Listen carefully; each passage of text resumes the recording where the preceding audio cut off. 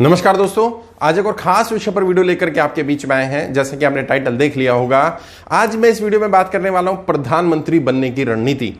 जी हां, एक साथी ने सवाल किया कि मैं देश का प्रधानमंत्री बनना चाहता हूं, क्या मुझे कोई रणनीति दे सकते हैं। साथियों, पहले तो मुझे लगा कि मैं पर्दे के पीछे की बातें ना बताऊं वीडियो में, या ऐसी वीडियो ना बनाऊं जिससे कि बहुत सारे लोग शायद गलत मतलब निकाल लें चीज़ों का, या हो सकता है कि बहुत सारे लोगों के अंदर ये जो सपना प्रधानमंत्री बनने का हो वो और ज़्यादा उबाल मारने लगे, और हो सकता है कि वो अपने जो भी वर्तमान काम कर रहे हैं या जो जिस फील्ड में है शायद उस फील्ड को छोड़ दें या उस फील्ड में उतना कंसंट्रेट ना कर पाए। क्योंकि जब दिख जाता है कोई रास्ता है और वहां से वहां पहुंचा जा सकता है तो अक्सर लोग अपने सपने पर काम करने लगते हैं। लेकिन दूसरी ओर मेरे मन में ये भी विचार था कि क्यों नहीं ऐसा होना चाहिए। यदि कोई साधारण व्यक्ति, कोई साधारण जन देश का प्रधानमंत्री बनना चाहता है, उसके अंदर ये सपना है, तो उसको कम से कम रास्ता तो दिखा दो। चलना ना चलना उसकी मर्जी होगी। तो मुझे लगा कि जिस साथी ने सवाल पूछा मुझे उसको रणनीति देनी चाहिए, और उसके बहाने बाकी लोगों को भी रणनीति मिल जाएगी। ब्रीफ में हम बातें करेंगे क्योंकि लंबा सफर होता है प्रधानमंत्री का। सबसे पहले तो जिस भी व्यक्ति को भारत का प्रधानमंत्री बनना हो या किसी भी देश का प्रधानमंत्री बनना हो, उसे एक लॉन्ग टर्म विजन लेकर के चलना चाहिए। कितना लॉन्ग टर्म? वैसे तो समीकरण ऐसे बन सकते हैं कि 10-15 वर्ष में आप बन जाएं, लेकिन 20-25-30 वर्ष का एक लॉन्ग टर्म विजन लेकर के चलना चाहिए कि अगले 15-20-30 वर्ष लग सकते हैं। समीकरण अगर फेवर में आ गए तो जल्दी हो जाएगा, लेकिन अगर समीकरण फेवर में नहीं आए तो समय लग सकता है। और एक लेमैन, एक साधारण इंसान, एक आम जन के लिए कैसे, जिसको कोई अभी जानता नहीं है, एक आम परिवार का व्यक्ति है, लड़का लड़की है, और उसे देश का प्रधानमंत्री बनना है, उसे क्या करना चाहिए? उसे 3-4 स्तर पर अपने आप को तैयार करना चाहिए भारत के प्रधानमंत्री या देश के प्रधानमंत्री बनने के लिए। पहला स्तर है अपने पर्सनल स्तर पर, यानी कि उसे अपनी नॉलेज को इंप्रूव करना चाहिए, नॉलेज को डेवलप करना चाहिए, अपनी पर्सनैलिटी को डेवलप करना चाहिए, अपने कम्युनिकेशन को डेवलप करना चाहिए, और उसे सामाजिक मुद्दों की, राजनीतिक मुद्दों की, आर्थिक मुद्दों की और देश के, समाज के हित के मैक्सिमम मुद्दों की अधिक से अधिक जानकारी इकट्ठा करनी चाहिए। जितनी ज्यादा नॉलेज हो जाए उतना ज्यादा उसको फायदा होगा।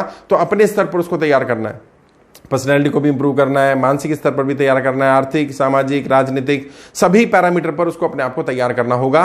और तैयारी की शुरुआत कैसे करनी है? जैसे मैंने कहा, 15-20-30 वर्ष का एक रोड मैप लेकर के चलें, और आज वर्तमान स्थिति में आप जहां पर हैं वहीं से शुरुआत कर दें। वहीं से शुरुआत मतलब आपका समय का टाइम मैनेजमेंट आप आज ही कर सकते हैं, क्योंकि देश के अभी तक के प्रधानमंत्री, पहले प्रधानमंत्री पंडित जवाहरलाल नेहरू से लेकर के वर्तमान प्रधानमंत्री नरेंद्र मोदी तक, कोई भी प्रधानमंत्री 5 घंटे से ज्यादा नहीं सोता है। कई तो ऐसे 4-4.5 घंटे में ही नींद पूरी कर लेते हैं। तो ये काम तो आप आज भी कर सकते हैं। अब आप कहते हैं मुझे अपनी नींद पर नियंत्रण नहीं है, तो नियंत्रण करने की कोशिश करिए, नियंत्रण करिए, क्योंकि करना ही पड़ेगा। या तो अपना सपना छोड़िए या फिर उस सपने में आने वाली चुनौतियों का सामना करिए, उसके हिसाब से अपने आप को ढालिए। ऐसे ही लोगों से बात करना, लोगों की मदद करना, लोगों की समस्याएं सुनना, और केवल समस्याएं ना सुनना, समस्याओं के समाधान भी देना।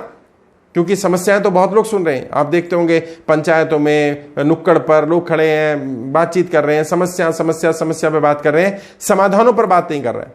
तो आपने क्या करना है? आप जहां भी स्कूल में, कॉलेज में पढ़ते हैं या बिजनेस करते हैं, जॉब करते हैं, जहां भी रहते हैं, वहां पर लोगों से समस्याओं के साथ समाधानों पर बात करना शुरू करें, और अपना विजन रखें सामने कि आपके हिसाब से देश में क्या होना चाहिए। इसलिए नहीं कि आप प्रधानमंत्री बनेंगे तो ये करेंगे, इसलिए कि सामने वाले के तरफ से रिवर्ट आना चाहिए, रिवर्सल आना चाहिए। पॉजिटिव आए या नेगेटिव आए, अगर कोई उसका नेगेटिव पॉइंट बताता है तो आपको सीखने में मदद मिलेगी, और यदि कोई आपका समर्थन करता है, पॉजिटिव पॉइंट रखता है, तो आपको भी अच्छा लगेगा कि मेरी विचार या मेरी बात जो मैं सोच रहा हूं उसका लोग समर्थन कर रहे हैं। क्योंकि डेफिनेटली प्रधानमंत्री आप किससे बनेंगे? आप जनता के समर्थन से बनेंगे, और जनता आपको समर्थन नहीं करेगी, जनता उन मुद्दों पर आपका समर्थन करेगी जो मुद्दे आप उठा रहे होंगे। तो समस्या और समस्या के साथ समाधान, अपना विजन, आपका विजन क्या है।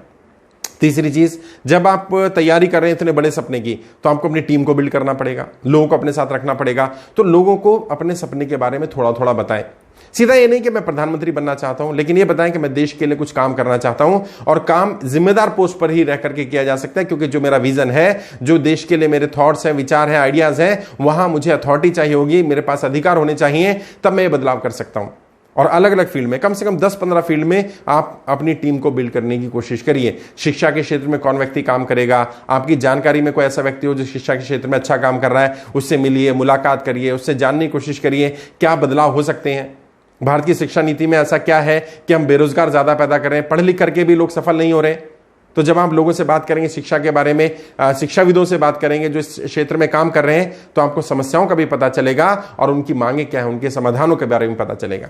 ऐसे ही हेल्थ सेक्टर में क्या होना चाहिए, स्वास्थ्य सेवाएं भारत की, अभी कोविड आया तो पता चल गया कि कितनी ज़्यादा चरमराई हुई हैं, उनमें कितने ज़्यादा इंप्रूवमेंट की ज़रूरत है, और खासकर से रूरल एरिया में तो बहुत ज़्यादा काम करने की ज़रूरत है।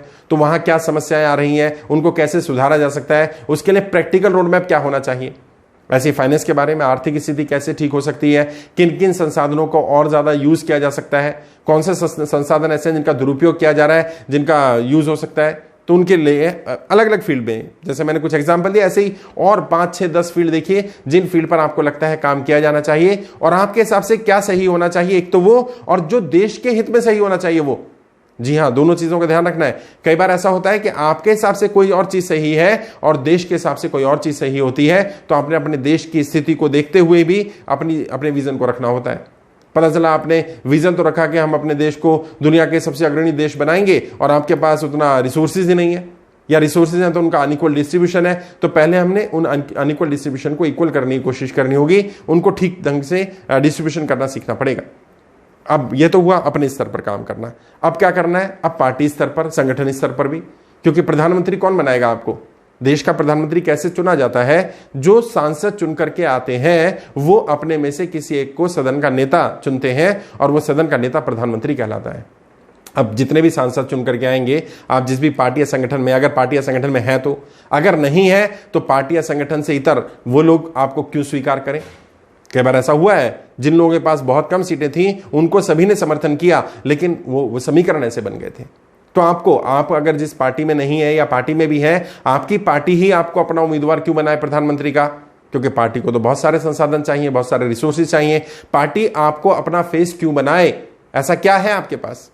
और मैं अक्सर एग्जांपल देता हूं अपनी ट्रेनिंग में भी, लालकृष्ण आडवाणी जी और नरेंद्र मोदी जी का। नरेंद्र मोदी जी पर दांव खेलने वाले ज्यादा लोग थे, वो ज्यादा फंड इकट्ठा कर पा रहे थे पार्टी के लिए। लालकृष्ण आडवाणी जी के पास उतने लोग नहीं थे, उतना समर्थन नहीं था, इसलिए उनको भारतीय जनता पार्टी ने अपना face of the prime minister candidate बनाया, आडवाणी जी को नहीं बनाया, जबकि वो सीनियर थे। और भी बहुत सारे समीकरण थे उसके पीछे, खैर कभी और चर्चा करेंगे। लेकिन आपके साथ ऐसा क्या है, आपके साथ ऐसा क्या प्लस पॉइंट है कि लोग आपको अपने संगठन का नेता, अपने दल का नेता, अपने सदन का नेता स्वीकार करने को तैयार हो जाए। यदि आपकी पार्टी बहुमत में आती है तो, अगर आपकी पार्टी अल्पमत में रहती है तो सब आपका समर्थन क्यों करें। यदि आप किसी पार्टी में नहीं है तो पार्टी में कैसे जाएं और जाकर के इतनी पैठ कैसे बनाएं कि वहां सब लोग आपको अपना नेता स्वीकार कर लें, क्योंकि जो लोग चुनकर के आएंगे वो सब सांसद होंगे। सांसद में लीडरशिप ट्रेड्स, लीडरशिप के गुण ऑलरेडी होते ही हैं, तो वो सब ऑलरेडी लीडर हैं। तो उन लीडर का लीडर आप कैसे बनेंगे, आपको उनसे ज्यादा गुण अपने अंदर डालने पड़ेंगे, उनसे ज्यादा कन्विंसिंग पावर आपकी होनी चाहिए, उनसे ज्यादा लॉजिकल आप होने चाहिए, उनसे ज्यादा थिंकिंग प्रोसेस, थॉट प्रोसेस आपका डेवलप होना चाहिए, उनसे ज्यादा रणनीति आपके पास होनी चाहिए, उनसे ज्यादा हर चीज आपके पास होनी चाहिए। पर्सनैलिटी आपकी उनसे ज्यादा अच्छी होनी चाहिए, कम्युनिकेशन स्किल आपका उनसे ज्यादा अच्छा होना चाहिए, नॉलेज के लेवल पर आप उनसे ज्यादा अच्छे होने चाहिए। पूरी पार्टी या संगठन में आप वैल्यू एडिशन सबसे ज्यादा कर रहे होने चाहिए। वैल्यू एडिशन किस स्तर पर, पैसे के स्तर पर भी वैल्यू एडिशन आपके द्वारा या आपकी पर्सनल हो या आपके द्वारा की गई हो, लोगों के द्वारा भी, लोग ज्यादा से ज्यादा आपके द्वारा जुड़े गए हो या आपके साथ अटैच हो। वो कब होगा, जब आपके अंदर ऐसे गुण होंगे। तो आपको अपनी लीडरशिप स्किल को डेवलप करना पड़ेगा, लीडरशिप को बढ़ाना पड़ेगा। तो ये पार्टी स्तर पर होगा कि जहां पार्टी आपको, संगठन आपको स्वीकार करे। तीसरा एक और स्तर आएगा जनता के स्तर पर। नेतृत्व क्षमता जन्मजात गुण होता है, ये बात सही है, लेकिन इस नेतृत्व क्षमता को बढ़ाया जा सकता है, ग्रो किया जा सकता है। और जब तक जनता आपको अपना नेता नहीं मानती है, तब तक कोई भी कहता रहे कि आप राजनेता बन गए, आप मानते ना आप राजनेता बन गए, इससे कोई लाभ होने वाला नहीं है। और जनता मतलब कम से कम एक लार्ज मास आपके साथ होना चाहिए, आपको एक मास लीडर बनना पड़ेगा। और जब आप एक मास लीडर बनते हैं तो इससे आपको 3 लाभ होते हैं। पहला लाभ, जनता के अंदर आपकी छवि बनती है। दूसरा लाभ, पार्टी और संगठन आप पर डिपेंड रहता है क्योंकि आप मास लीडर हैं। और तीसरा, जो बाकी लीडर होते हैं उन्हें आप कुछ वैल्यू एडिशन कर रहे होते हैं। आपके साथ खड़े होने की वजह से उनका वोट शेयर भी बढ़ सकता है या बढ़ रहा होता है, तो वो ना चाहते हुए भी आपको अपना नेता स्वीकार करते हैं। इतना आसान नहीं होगा, ये लड़ाई बहुत बड़े स्तर पर लड़ी जानी होगी, क्योंकि सपना अगर प्रधानमंत्री का देखा है तो मेहनत भी उसी स्तर की करनी पड़ेगी। लोग क्या कहते हैं, मैं मेहनत करने को तैयार हूं, मैं हर काम करने को तैयार हूं, लेकिन समस्या क्या है, मैं तो अभी नौकरी कर रहा हूं, मैं तो अभी बिजनेस कर रहा हूं, मैं तो अभी काम कुछ करता नहीं हूं, मैं तो अपना घर नहीं छोड़ सकता हूं, मैं घर से बाहर रह नहीं सकता हूं। ऐसे बनेंगे प्रधानमंत्री, ऐसे सपना पूरा हो जाएगा।